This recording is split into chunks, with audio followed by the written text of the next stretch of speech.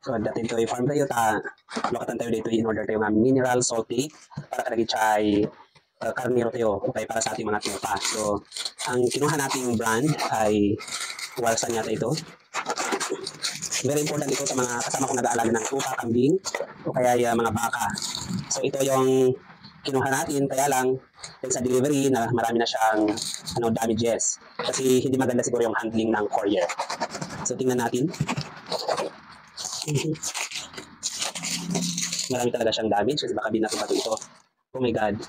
Ay unbranded pala yung nakuha natin. Unbranded na mineral salt lake. So important ito sa ating mga alagang tupa kasi nabibigay siya ng minerals like iron, magnesium, cobalt at iba pa. Nakakailanganin ng ating mga alagang kambing. Lalo yung mga nagkakasakit na kambing, kakailanganin nila ito para marigin nila yung salt na nawawala sa kanilang mga katawan. Yan, so tingnan niyo ang ating mga tupa ay ginaganahan sa pag-leak.